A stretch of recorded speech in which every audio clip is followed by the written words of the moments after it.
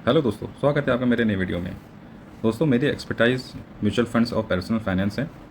मैंने SEBI approve certification किया है, जो आप देख सकते हैं NSM series 5A mutual fund distributor. और ये रहा मेरा सर्टिफिकेट नंबर। चलिए दोस्तों, वीडियो शुरू करते हैं। ज़मीन या म्यूचुअल फंड्स, 20 साल का रिजल्ट आपकी सोच बदल देगा। अगर आज किसी के पास 15 लाख हो तो सबसे बड़ा सवाल यही होता है, ज़मीन खरीदें या SIP शुरू करें। दोनों ही विकल्प सुरक्षित लगते हैं, दोनों ही सही लगते हैं, लेकिन असली सवाल यह नहीं है कि क्या सुरक्षित है। असली सवाल यह है, लंबे समय में कौन ज़्यादा अमीर बनाता है। एक व्यक्ति ने 35 साल नौकरी की, EMI भरी, घर संभाला और रिटायर हुआ। उसने अपने दोनों बेटों को बुलाया और कहा, ये लो 15-15 लाख, अब अपनी ज़िंदगी खुद बनाओ, ना ज़्यादा ना कम। यहीं से असली कहानी शुरू होती है। पहला भाई तुरंत बोला, ज़मीन लेते हैं, यह सुरक्षित है। दूसरा भाई थोड़ा सोच कर बोला, पूरा पैसा एक जगह नहीं लगाना चाहिए। यहीं से दो अलग फाइनेंशियल जर्नी शुरू हुई। पहले भाई ने पूरा 15 लाख एक प्लॉट में लगा दिया। इसमें उसने रजिस्ट्रेशन दिया, स्टैम्प ड्यूटी का खर्च किया, एक उसने एसेट बनाया। कोई मंथली टेंशन नहीं थी उसके पास। उसके लिए यह सिंपल स्ट्रैटेजी थी, खरीदो और भूल जाओ, जैसा अक्सर हम ज़मीन पे किया करते हैं। दूसरे भाई ने अलग अप्रोच अपनाया। 5 लाख इमरजेंसी फंड में रखें और 10 लाख SIP में लगाया। क्योंकि दोस्तों, ज़िंदगी का कोई भरोसा नहीं है, कब जॉब लॉस हो जाए, कब कोई मेडिकल इमरजेंसी आ जाए, अनएक्सपेक्टेड एक्सपेंसेस खर्चे कब आ जाए हमारे पास। उसने पहले सेफ्टी बनाई, फिर ग्रोथ चुनी। 5 साल बाद ज़मीन का जो रिजल्ट था पूरी तरह लोकेशन पर डिपेंड करता है। अच्छे एरिया में होगी तो 10% का ग्रोथ मिलेगा, वही 15 लाख लगभग 24 लाख हो जाएगा। अगर एवरेज एरिया में होगा तो 5 से 7% ग्रोथ मिलेगा, वही 15 लाख 19 से 20 लाख हो जाएगा। लेकिन रजिस्ट्रेशन और अदर खर्चा इसको थोड़ा और कम कर देता है रिटर्न को। जो ज़मीन होती है स्टेबल होता है, लेकिन अनइवन होता है, कोई इसका प्रेडिक्ट नहीं कर सकता कि क्या रिटर्न देगा। ज़मीन की अपनी ताकत है, हमें दिखता है, ये फिजिकल एसेट में आता है। इन्फ्लेशन हेज करता है, मतलब कि इन्फ्लेशन 6% अगर हमारा है हर साल का ऑन एन एवरेज अप्रॉक्स, तो ये उसको मार देता है। लॉन्ग टर्म एप्रिसिएशन करता है, लेकिन बड़ी लिमिटेशन भी है दोस्तों इसमें।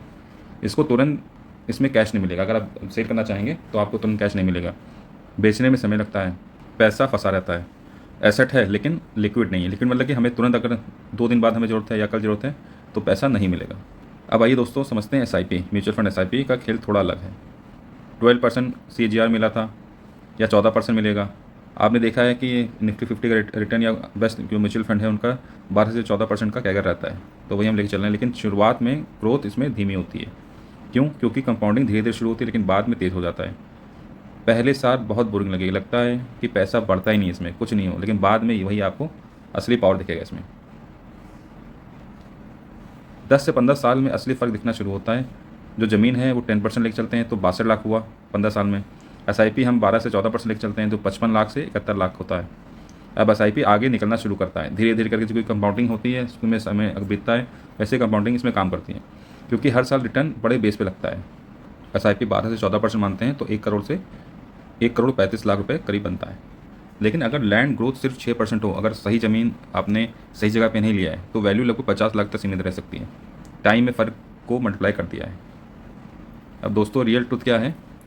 शुरुआत में ज़मीन आगे लग सकती है, मिड टर्म में दोनों बराबर दिख सकते हैं, और लॉन्ग टर्म में SIP आगे बढ़ सकता है, क्योंकि कंपाउंडिंग टाइम के साथ पावरफुल होता है। अमीर लोग एसेट नहीं चुनते, स्ट्रैटेजी चुनते हैं। अब दोस्तों, इसमें बैलेंस अप्रोच, हम इसमें रिस्क समझेंगे और एलोकेशन को कैसे हमें स्मार्ट बनाना है, और अभी हम इसमें कलेक्टिव भी देखते हैं। अंत में सवाल यह नहीं है ज़मीन या SIP, इनमें कोई लड़ाई नहीं है कि ज़मीन बेहतर है या SIP म्यूचुअल फंड बेहतर है। सवाल यह है, क्या आपने सही समझ के साथ निवेश किया है? सबसे समझदार लोग कभी एक एसेट पर डिपेंड नहीं करते। लैंड, SIP, इमरजेंसी फंड, 3 ऐसे क्राइटेरिया हैं। जैसे दोस्तों मैंने शुरू में बताया था कि जो दूसरा भाई था उसने 5 लाख का इमरजेंसी फंड बनाया और बाकी 10 लाख SIP की। वैसे अपने पैसे को हमें कैटेगरी वाइज उसको एलोकेट करना है। हमें इमरजेंसी फंड भी रखनी है, हमें SIP भी करना है। दोस्तों, कभी भी हमें अपने पैसा को एक जगह नहीं लगाना है, हमें उसको डाइवर्सिफाई करना है।